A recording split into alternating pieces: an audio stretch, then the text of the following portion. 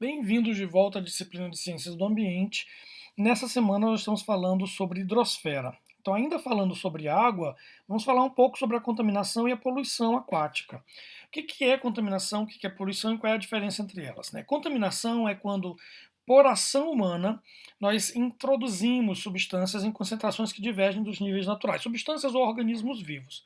Enquanto que poluição é o aporte de material ou energia que é exógeno, ou seja, que não pertence àquele sistema e que ao entrar no sistema causa dano. Então, uma contaminação ela pode se transformar em poluição quando ela passa de um determinado nível, de uma determinada concentração e passa a causar dano. Mas na contaminação a gente está sempre falando de matéria. Então pode ser organismos vivos, por exemplo, que venham no esgoto doméstico. Essas células elas já fazem parte do ambiente, elas já estão presentes ali, só que em concentrações pequenas em uma determinada dinâmica dada por aquele ecossistema. Quando o esgoto doméstico traz uma alta concentração disso, isso modifica essa concentração e é, portanto, uma contaminação. Os hidrocarbonetos, que são provenientes de diferentes fontes, né, atividades ligadas, por exemplo, aos combustíveis, lubrificantes, enfim, indústria, atividades industriais, atividades domésticas que podem produzir ou liberar esses hidrocarbonetos, assim por diante. É bom lembrar que na natureza também nós temos produção de hidrocarbonetos. Então, a entrada de hidrocarbonetos de origem humana é um aumento da concentração desses hidrocarbonetos e, portanto, passa a ser uma contaminação. A presença de metais traço, né? Então, também na natureza nós temos concentrações variadas de diferentes metais na água. Alguns fazem parte daquela dinâmica também do ecossistema e são nutrientes, mas o ser humano pode aumentar a concentração desses metais pela entrada de esgoto doméstico ou industrial. Medicamentos e produtos de uso pessoal. Às vezes a gente não se dá conta, mas um determinado medicamento ele trata a doença de quem precisa. Para quem não precisa, ele pode ser ruim. Então, a entrada de medicamentos, você toma um medicamento, ele passa pelo seu organismo, parte dele é realmente metabolizada, né, e outra parte passa sem nenhuma modificação, e isso é excretado nas fezes ou na urina, não é tratado no sistema de tratamento, geralmente essas substâncias resistem ao sistema normal de tratamento de efluentes e chegam nos rios. Então, na próxima cidade, quando eles coletarem água, ela já vem com esses medicamentos. Outros produtos, como filtros solares, perfumes, uma série de produtos que a gente utiliza, cosméticos, eles têm efeito também no sistema, nos ecossistemas, né? E também são persistentes ao sistema de tratamento. Então, eles são encontrados depois na água como contaminação por entrada de esgoto. Monômeros e plastificantes, então os plásticos ao serem lançados no ambiente, eles vão se decompondo e além de liberarem os microplásticos, como já é muito falado hoje em dia, né, eles também liberam moléculas que compõem esse material plástico. Então, essas moléculas podem ser o próprio monômero, que faz parte da rede de polímeros, ou então substâncias que são colocadas para dar plasticidade a esse material, além de cargas e aditivos que também estão presentes nos polímeros. A própria presença de nutrientes, né? A gente pensa que é sempre bom colocar nutrientes, mas isso não é de todo verdade. Então, na agricultura, por exemplo, a gente vai fazer a adubação, né? Utilizando aí NPK, né? Que é nitrogênio, fósforo e potássio, que eles são nutrientes extremamente importantes para as plantas, mas que em excesso também vão ser prejudiciais ao ambiente. E aí, por exemplo, na chuva, esses nutrientes são arrastados e levados até o rio, ou novamente pela entrada de esgoto doméstico. Então, essas substâncias, elas, ao entrarem numa concentração maior do que o normal, elas causam perturbação e por isso são consideradas contaminação. Quando essa concentração passa de um determinado limite e começa a causar prejuízo, é chamado então de poluição. Essa poluição pode ser energética, então eu posso adicionar energia no sistema e isso pode causar dano, ou pode ser material. A energética, por exemplo, energia sonora, né? Então, vamos pensar na água. Se eu tenho um motor de barco, esse motor de barco ele produz som embaixo da água e o som ele se propaga na água melhor do que no ar. Então esse som ele vai prejudicar uma série de organismos vivos que se desenvolvem naquele ambiente aquático. A entrada de calor, né? Então, às vezes, uma indústria, por exemplo, ela simplesmente utiliza água para caldeiras, essa água então é aquecida, vira vapor, faz funcionar a fábrica e depois ela se condensa e isso é água normal, água pura, só que quente. E essa água, ao ser lançada no ambiente, ela pode causar uma alteração, dependendo do volume de água que nós lançamos e do volume daquele corpo hídrico, pode ser um pequeno rio, um pequeno lago. Então eu posso alterar a temperatura final do lago e alterações a partir de 1 grau podem causar dano aos organismos vivos.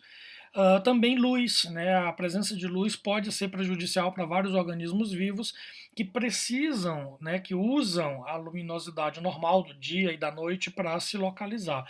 Um bom exemplo são as tartarugas marinhas, né? As tartarugas marinhas, elas colocam ovos na praia e quando os ovos eclodem, as tartaruguinhas caminham na direção da praia, da água, porque a luz da lua é refletida e fica brilhando, né? A água fica brilhosa por refletir a luz da lua. O que é que nós fazemos? Nós construímos estradas na linha da praia. Então, quando os carros passam, eles também emitem esse brilho, né? Com os faróis acesos.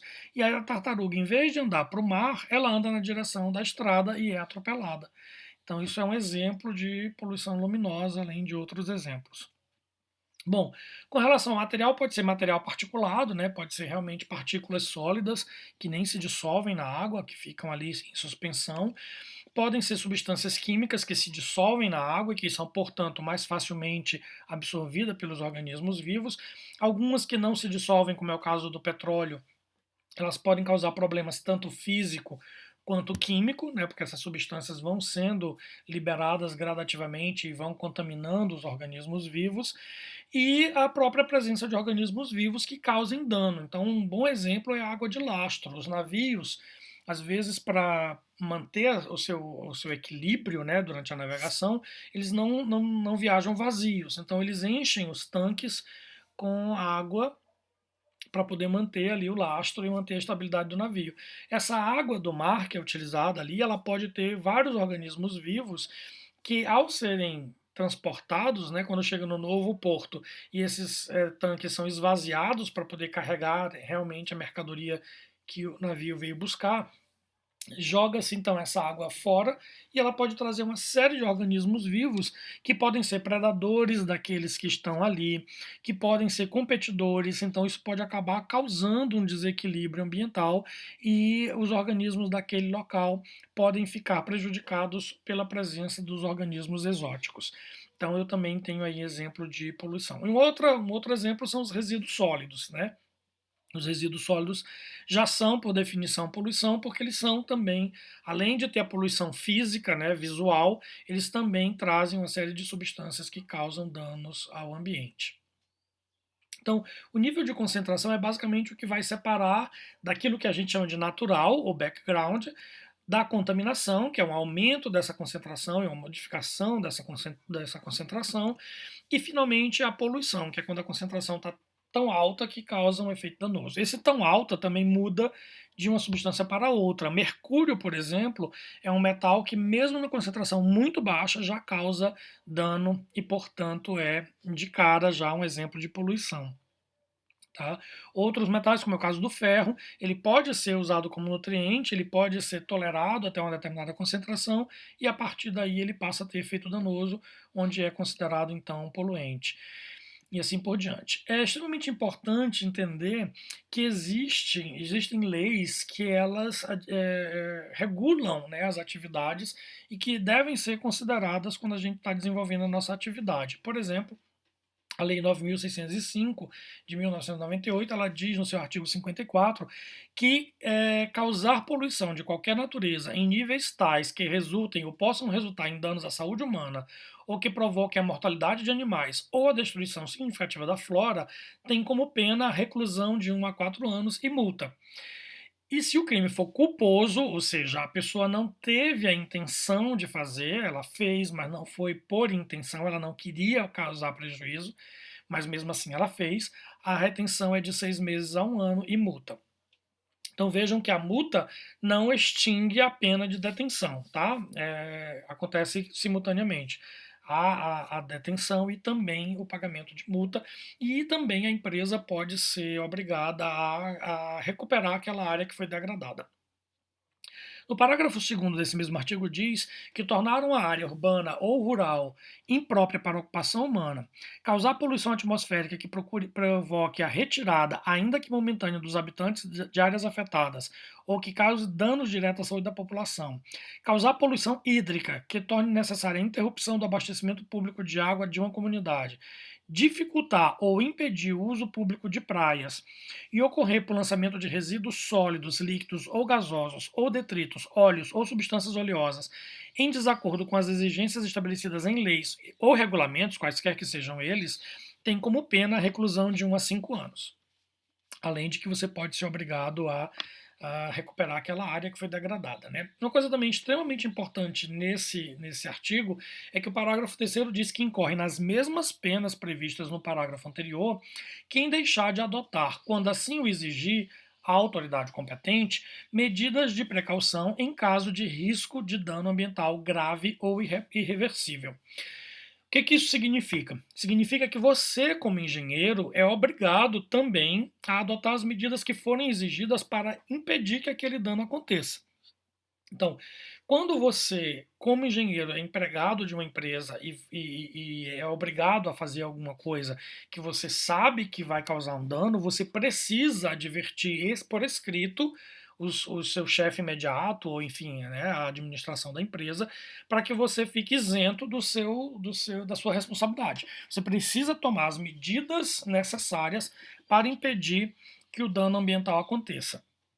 Se você não tomou nenhuma dessas medidas, não apenas a empresa, a administração da empresa, mas você também pode responder, né, cumulativamente aí, ou solidariamente, como se chama, e também pagar, né, por isso, ser preso e pagar multa, porque você não tomou as medidas necessárias. Então, como engenheiro, você é obrigado dentro do seu projeto, já colocar as medidas protetivas, né, ao ambiente. Bom, o que é o aporte e como é que ele acontece? O aporte é a entrada da substância química ou do organismo ou ainda da energia no ambiente. Como é que esse aporte acontece? Ele segue a própria dinâmica da água, né? A própria bacia hidrográfica, ela acaba favorecendo também a dispersão de um poluente. Então, o que é essa bacia hidrográfica? É uma área que a gente chama de área de drenagem. Quando chove, uma determinada área, por ação do relevo, né, dependendo da forma desse relevo, aquela água que cai naquela zona é toda drenada para um mesmo rio, ou lago, ou laguna, ou finalmente chegar na praia. Então essa área é chamada de bacia hidrográfica. Então, da mesma forma que os nutrientes seguem esse caminho, os poluentes também seguem esse caminho. Então, o relevo vai funcionando aí como caminho em que o poluente é carregado, arrastado pela água da chuva até chegar no rio, no lago ou no mar. Né? Bom, a gente pode classificar as fontes de poluição como difusa ou pontual. Uma fonte difusa é aquela fonte que está dispersa e que eu não consigo localizar ou identificar facilmente. Um bom exemplo é a agricultura. Se eu encontro um rio poluído por um pesticida usado na agricultura, eu não saberia dizer quem foi o agricultor que utilizou, porque isso é espalhado, né? Isso é usado de forma bastante espalhada. Então é difícil de identificar a origem dessa poluição. Já uma poluição pontual é uma fonte fácil de ser identificada e localizada. É uma boca de esgoto, é uma boca de chaminé. Então eu tenho como dizer isso está saindo dali. Eu vejo, né, facilmente o esgoto brotando, jorrando de dentro desse cano. Então eu consigo localizar, identificar e até mesmo punir o poluidor com certa facilidade. Vejam que eu tenho fontes móveis e fixas. Eu posso ter uma fonte difusa, fixa ou móvel, e eu posso ter uma poluição pontual também fixa ou móvel. Por exemplo, a boca de esgoto ela é fixa, ela está ali, né, naquela posição do rio, ela liga uma rede de casas ou uma casa, por exemplo, direto ao rio onde descarrega o esgoto. Já uma chaminé, por exemplo, de navio ou um cano de descarga de um carro, ela é uma fonte móvel. Mesmo assim, ela é pontual. Eu consigo chegar lá, medir a quantidade de poluição que sai daquele cano, daquela chaminé e multar aquele indivíduo, né, aquela embarcação ou aquele veículo. Então é fácil de identificar e existem leis, por exemplo, para garantir que esses veículos façam as suas revisões e mantenham um determinado nível aceitável de emissões, tá? Então essa fonte pontual é aquela que eu consigo observar, eu consigo identificar, eu consigo localizar e eu consigo punir com certa facilidade, diferente da poluição difusa, que é muito difícil de relacionar a origem da poluição e o seu responsável. Tá? Bom, aqui é só uma figura que mostra diferentes fontes, né? Então eu tenho medicamentos, eu tenho drogas ilícitas, eu tenho resíduos sólidos, enfim, uma série de substâncias que são utilizadas, por exemplo, na cidade e que, por ação da drenagem urbana, elas acabam chegando no rio e a gente acaba não sabendo exatamente quem foi o responsável por ela, né? Dentro dos ecossistemas, elas seguem uma série de dinâmicas que a gente vai discutir a seguir. Então, essa dispersão dos poluentes, elas dependem de vários fatores, inclusive de fatores ambientais. A questão do clima, a questão, desculpa, do regime de chuvas, a questão das marés, tudo isso pode influenciar. Eu coloquei esse mapa aqui para a gente fazer uma comparação entre a maré no Rio Grande do Sul, aqui especificamente no Porto de Rio Grande, e em São Luís. Essas medidas foram tomadas no dia 16 de abril de 2014, e nós vemos aí que a maré em Rio Grande ela variava em aproximadamente 30 centímetros, ao contrário de São Luís, que a variação de maré era de aproximadamente 5,8 metros, né? Então vejam que o formato também dessa variação é bem diferente. Nós temos na variação de maré em São Luís um gráfico que é um sinoide, né? Então ele está sempre subindo ou descendo. A gente não tem uma maré que está alta, ela ou está subindo ou está descendo. E com essa variação de altura de até 6 metros que a gente observou nesse dia, o que a gente percebe? Que alguns rios eles voltam no sentido contrário quando a maré está alta. Então a água doce ela vem escoando normalmente na maré baixa, mas na maré alta a água salgada entra muitos quilômetros para dentro do continente. Então significa o quê? Que muitos dos poluentes que estão naquela área de estuário, eles ficam descendo o rio e depois sobem o rio de volta, descem o rio, sobem o rio de volta.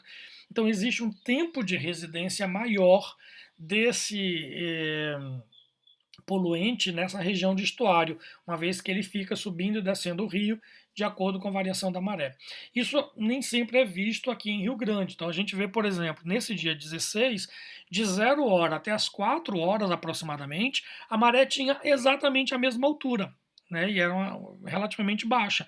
Então a Lagoa dos Patos, provavelmente nesse período, estava escoando naturalmente e descarregando as suas águas no mar sem nenhuma influência contrária. Agora, também é importante lembrar que isso aqui é a maré astronômica, né, influenciada pelas posições do Sol e da Lua, diferente do que acontece em Rio Grande, que é uma maré de vento.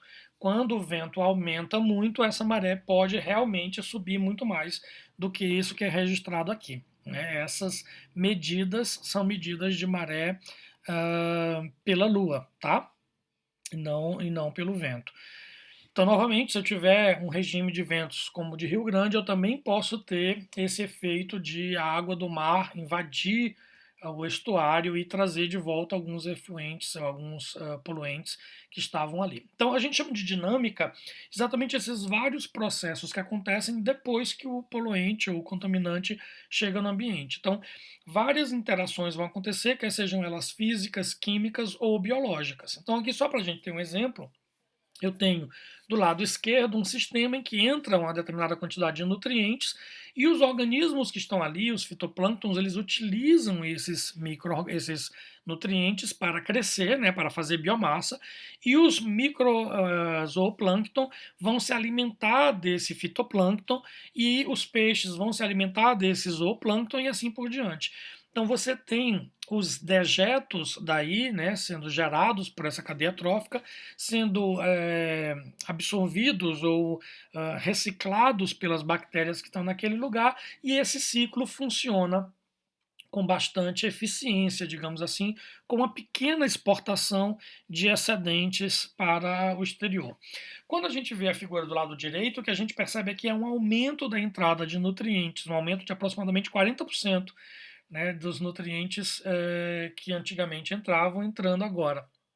Então, esse aumento excessivo de nutrientes faz com que uma grande quantidade de fitoplâncton consiga se desenvolver ali. E esse fitoplâncton excedente acaba não sendo totalmente digerido, né, ou suficientemente digerido pelo zooplâncton. Então, há um aumento também da comunidade de zooplâncton, mas sobra fitoplâncton suficiente que acaba, né, sendo exportado para os sistemas vizinhos.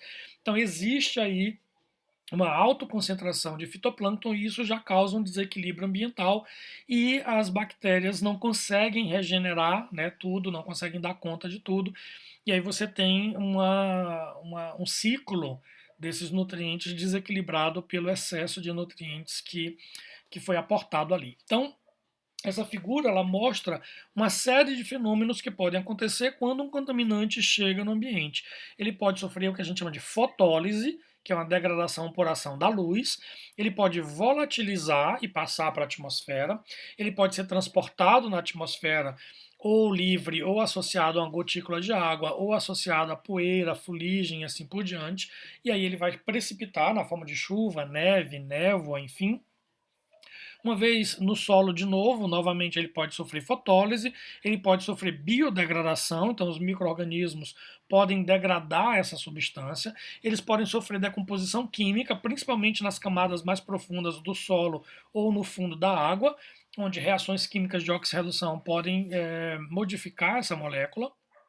Eles podem ser adsorvidos a uma partícula, quer seja no solo, quer seja no sedimento que está em suspensão na água, e aí, uma vez adsorvido, ele fica acumulado ali, até que uma mudança de temperatura ou de concentração da água cause o que a gente chama de desorção, onde ele se solta daquela partícula e volta para a fase dissolvida.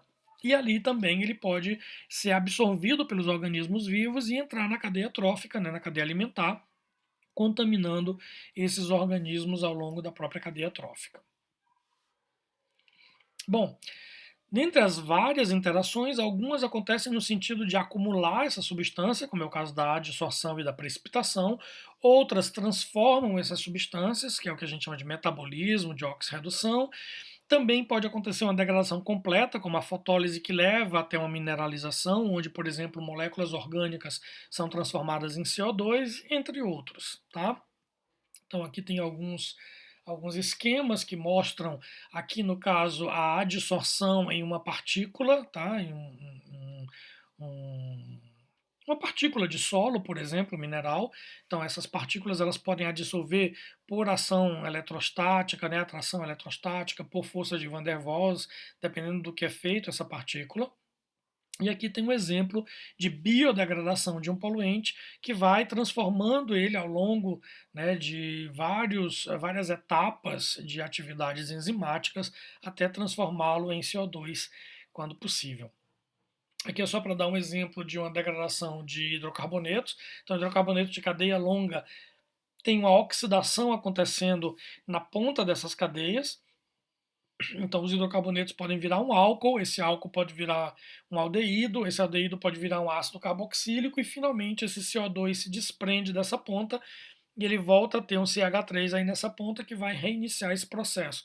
Então, vai sendo atacado aí essas pontas, né, dessas moléculas grandes e elas vão sendo degradadas lentamente. Tá? Aqui é só um exemplo do que eu determinei no meu doutorado. Eu trabalhei com óleos lubrificantes utilizados na indústria mecânica e nessa figura de cima a gente tem um cromatograma de um óleo novo. Então aqui está o óleo com toda a sua composição, como ele chegou no solo. Ele contaminava o solo e eu tirava uma amostra, fazia análise e encontrava aqui todos os constituintes desse óleo ali contaminando o solo. Após algum tempo de biodegradação, a gente tem essa figura aqui embaixo e a gente vê que algumas substâncias desapareceram completamente e algumas são um pouco mais persistentes ou estavam em maior concentração e por isso ainda são observadas após algum período aí de degradação. Bom, além disso, quando essa substância chega no ambiente, a gente tem efeitos chamados de sinergismo e de antagonismo. O sinergismo é quando uma outra substância ou uma outra condição aumenta o efeito daquela substância. Então, ela pode se tornar mais tóxica porque algo que está presente ali no ambiente aumenta a sua potencializa o seu perigo, o seu dano, né? Então, o sinergismo é quando um poluente tem seu efeito aumentado por um outro agente que talvez sozinho ele nem seja perigoso, mas na presença do poluente aumenta o perigo ou o dano daquele poluente. Enquanto que o antagonismo faz o contrário, diminui, né, o efeito do poluente é diminuído pela presença de um outro agente. Vamos dar exemplos. No caso do sinergismo, a própria presença de um predador já pode aumentar o efeito de um poluente. Isso já foi feito experimentos. Você colocava um organismo, colocava um poluente num potinho e no outro potinho você colocava o mesmo organismo com o mesmo poluente, mas tinha um espaço, né, isolado em que o predador daquele organismo estava ali.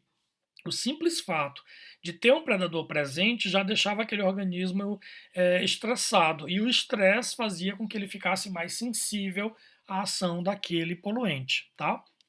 Enquanto que no antagonismo a gente tem, por exemplo, a matéria orgânica natural da água. É muito comum que essa matéria orgânica ela interaja com os poluentes e faça, né, uma reação de complexação ou uma adsorção, e isso diminua o efeito desse poluente no ambiente.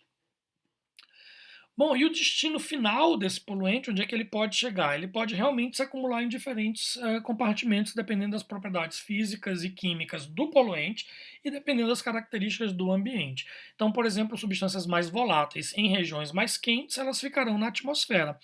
Substâncias mais solúveis na água ficarão provavelmente, né, dissolvidas nessa água. Substâncias que são pouco solúveis na água e que não são muito voláteis provavelmente estarão presas às partículas do solo ou do sedimento. E substâncias que se dissolvam bem, principalmente em gordura, né, que sejam aquilo que a gente chama de lipossolúveis, elas têm uma tendência de ficar acumuladas nos organismos vivos e passar ao longo da cadeia trófica.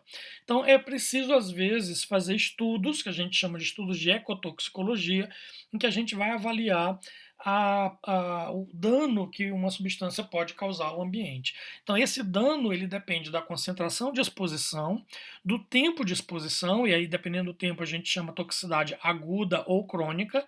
A toxicidade aguda é quando você tem contato com a substância em um único evento, e aí você observa um efeito deletério qualquer. Enquanto que a toxicidade crônica é quando um contato único com aquela substância em determinada concentração não causa dano, mas o contato continuado, quer dizer, cada momento, a cada dia, você indo se expor lentamente àquela substância, acaba causando um dano. Então isso é chamado de toxicidade crônica. Também a biodisponibilidade do contaminante, né? Eu falei aqui do metal já nessa aula, do mercúrio, e o mercúrio é um metal líquido, que a verdade é que a gente não absorve mercúrio metálico, ele na verdade não nos causa dano com o mercúrio metálico. O que acontece é que tem uma bactéria, inclusive essas bactérias que estão na superfície da nossa pele, elas conseguem transformar mercúrio em metilmercúrio. E o metilmercúrio é biodisponível, a gente absorve ele e ele nos causa dano e se acumula no nosso cérebro, nos nossos tecidos adiposos e assim por diante. Então, a forma como esse poluente está, ele também pode causar ou não efeito, né, dependendo se ele está ou não biodisponível. E a própria toxicidade química do contaminante, né, a própria característica do contaminante de reagir dentro do organismo vivo e causar um dano. Isso também muda de organismo para organismo. Algumas espécies são mais sensíveis do que outras, e dentro da mesma espécie, alguns indivíduos são mais sensíveis do que outros. Um bom exemplo é o chocolate. O chocolate é nutriente para os seres humanos, né? Quando você tem um dia corrido, às vezes você leva uma barrinha de chocolate já para matar a fome e te dar energia. e é para gente, então, nutriente, mas é extremamente tóxico para cães. Então você não pode dar chocolate para o cachorro, porque ele vai morrer. Então, espécies diferentes têm reações diferentes a diferentes substâncias. E a verdade é que o ambiente ele se desenvolve, né, de uma forma equilibrada e esse equilíbrio é dinâmico. Então, todos esses processos físicos, químicos e biológicos acontecem ao mesmo tempo. E quando a gente perturba um sistema em equilíbrio, ele começa a trabalhar dobrado ou triplicado para reequilibrar aquele ambiente. Então, a gente causa uma perturbação, há uma tendência do ambiente de retornar a um equilíbrio que, claro, não vai ser igual ao que era antes, ele vai ser um novo equilíbrio.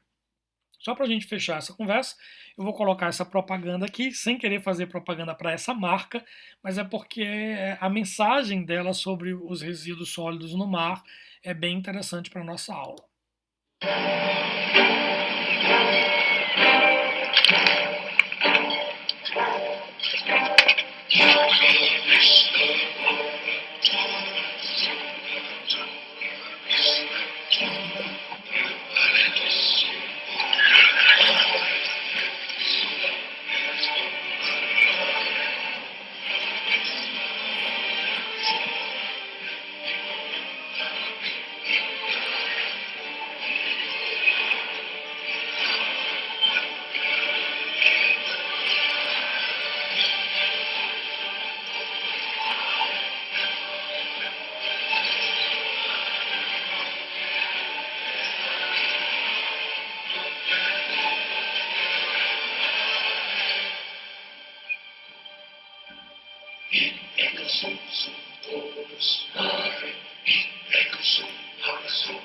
Como eu disse, sem querer fazer propaganda para a marca, né? Mas a mensagem aí dessa propaganda é que desde a antiguidade a gente enche os oceanos com resíduos sólidos. E esses resíduos sólidos ficam acumulando ali e vão causando danos diferentes ao ambiente, né? Então, bons estudos e na videoconferência a gente tira as dúvidas. Até a próxima aula.